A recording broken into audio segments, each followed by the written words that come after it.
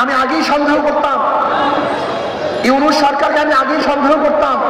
এই লোকটা তো এনজিওর লোক। নারী নীতি, ওটা নারী নীতি নয়, নীতি। আমি প্রথম যখন ইউনূস সরকারের সাথে দেখা করতে গেছিলাম, এই আমার সামনে আছে আমাদের মহাসচিব, যুগ্ম মহাসচিব, অনেক কথাবার্তা বলার পরে আমি স্পেশাল বলেছিলাম, জনাব কোন অবস্থাতেই পাশ্চাত্যদের কোন আদর্শ নীতি সংস্কৃতি আমাকে চাপিয়ে দিবেন না। আমার আগেই সন্দেহ ছিল, আমি আগেই সন্দেহ করতাম, ইউনূস সরকারকে আমি আগেই সন্দেহ করতাম।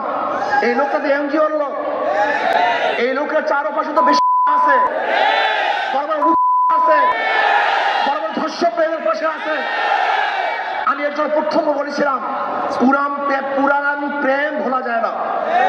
ইউনূস সরকারের সাথে যাই ওই পতিতাদার সম্পর্ক, এই সম্পর্ক সে ভুলতে পারে নাই। এর জন্য আমি প্রথমেই বলেছিলাম যে খবরদার বিদেশে কোনো অপসংস্কৃতি আমাদেরকে চাপিয়ে দিবেন না। তখন তিনি হাসি দিয়ে বলেছিলেন, না না না না না না, আজকে আমাদের মা বোনদেরকে আপনি আমাদের মা বোনদের খানকি বানাবেন, আমাদের পুরুষদেরকে লুচ্চা বানাবেন। বলতে পারেন হুজুর যৌনকর্মী বললেন না কেন, যৌন শিল্পী বললেন না কেন, পতিতা বললেন না কেন, এই খারাপ শব্দ ব্যবহার করলেন না কেন, বলতে পারেন। আমি তো মনে করি শয়তানেরা, দুষ্টরা এই সমস্ত খারাপ শব্দগুলিকে ভালো শব্দের দ্বারা পরিবর্তন করে ওদেরকে এই কাজে লিপ্ত করতে চায়। সমাজের মধ্যে শব্দগুলি কেন আসছে, সমাজের মধ্যে শব্দগুলি কেন সৃষ্টি করা হয়েছে, সমাজের মধ্যে খারাপ শব্দগুলি কেন চয়ন করা হয়েছে? চোরকে আপনি কি বলবেন, ডাকাতকে কি বলবেন, খুনিকে কি বলবেন, ধর্ষককে কি বলবেন? এই শব্দগুলি কেন প্রয়োগ করা হয়েছে? যেন মানুষ এই কাজগুলি না করে। খারাপ কাজের সুন্দর সুন্দর শব্দ প্রয়োগ করে ওই খারাপ কাজকে ভালো বানাবার চক্রান্ত করতেছেন, এইটাই বড় শয়তানি। এই নারী নীতি প্রণয়নকারী এরা কারা, এরা কোথা থেকে আসছে? ওই টান বাজারে জন্ম হওয়া ওই লোকগুলি, ওই টান বাজারে জন্ম হওয়া নারীরা একজন ভদ্র বিশিষ্ট সতী নারীদের আইন প্রণয়ন করে কিভাবে? ওই নারীগুলি আমার স্ত্রীর আইন প্রণয়ন করে কিভাবে? ওই নারীগুলি আমার মায়ের আইন প্রণয়ন করে কিভাবে? ওই নারীগুলি আমার মেয়ের আইন প্রণয়ন করে কিভাবে? আমার মেয়ে সতী, আমার স্ত্রী সতী, আমার মা সতী, সে একজন নারী। আমার মায়ের, আমার বোনের, আমার মেয়ের, আমার ফুফির, আমার নানির, আমার খালার আইন ওই বিশ্বাস করবে কিভাবে? ওই বিশ্বাস সাহস কোথায় পেয়েছে? আমি বিশ্বাস করি এই বিশাল চক্রান্ত চলতেছে। ইউনূস সরকারকে হটাবার এটা চক্রান্ত, সবগুলি ভারতের দালাল, এই সবগুলির সাথে ক্যালকাটা সংযুক্ত আছে, সবগুলির সাথে ক্যালকাটা সংযুক্ত। আপনারা দেখুন, কোন অবস্থাতেই বাতিল নয় এই প্রস্তাব দেওয়ার সাহস কিভাবে পেয়েছে বাংলাদেশে। ওদেরকে বিচার করতে হবে, বিচারের আওতায় আনতে হবে। এই ঢাকার বুকে প্রকাশ্য থেকে বিচার করতে হবে, যেন ভবিষ্যতে এই ধরনের কোন প্রস্তাব আনতে কেউ সাহস না পায়।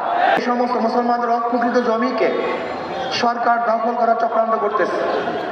এক কথায় চিরতরে মুসলমানদেরকে ভারতে উৎখাত করার যে নীল নকশা মোদী এঁকেছে, এইটা খুব ভয়ঙ্কর। মোদী সরকারকে বলবো, মুসলমানদেরকে আপনি উৎখাত করবেন, ওই দেশ তো মুসলমানদেরই ছিল।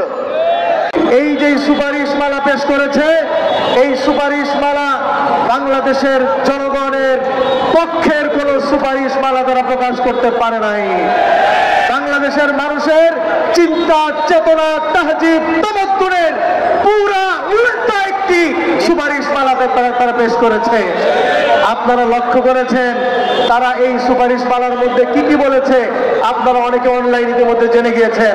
তারা পেশ করেছে 45 নম্বর পৃষ্ঠায়, অভিন্ন পারিবারিক আইন করতে হবে, হিন্দুদের বিবাহ হবে যে আইনে, মুসলমানের তাই হবে, বৌদ্ধদের তাই হবে, খ্রিস্টানদের তাই হবে। আমরা বলি এরা পাগল ছাড়া আর কিছু হতে পারে না।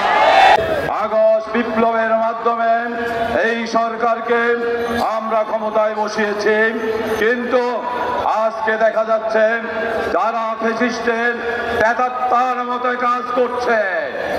আজকে নারী কমিশনের নামে যেই কমিশন করেছে, তারা এই দেশের মুসলমান, হিন্দু, খ্রিস্টান, বৌদ্ধ সকল ধর্মের বিরুদ্ধে একটি সুপারিশনামা পেশ করেছে।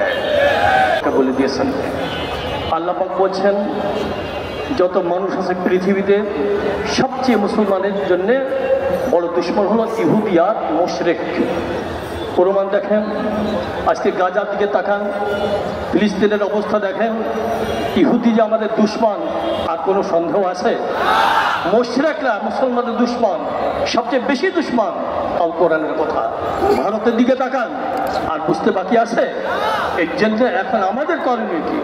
আমরা দেখি পাশ্চাত্যের বড় বড় যারা শক্তিধর আছে, তারা বারবার করে মানবাধিকারের কথা বলে, আর আমরা লক্ষ্য করেছি যারা মানবাধিকারের কথা বলেন তারা বেশি জুলুম নির্যাতনের সাহায্য সহযোগিতা করে। বিষয়ক সংস্কার কমিশনের ব্যাপার আমরা কেন রাজপথে নামলাম, এই বিষয়টা আমাদের বুঝতে হবে। কোন সংস্কার নিয়ে, কোন সংস্কারের প্রস্তাবনা নিয়ে প্রধান উপদেষ্টা এত উৎসাহ দেখায় নাই। যেই বিষয় যতটা উৎসাহ দেখিয়েছে এই নারী বিষয়ক সংস্কার কমিশনের সংস্কার প্রস্তাব হাতে পেয়ে উনি যতটা আগ্রহ দেখিয়েছে, উচ্ছ্বাস দেখিয়েছে, এতে আমরা আতঙ্কগ্রস্ত হয়ে পড়েছি।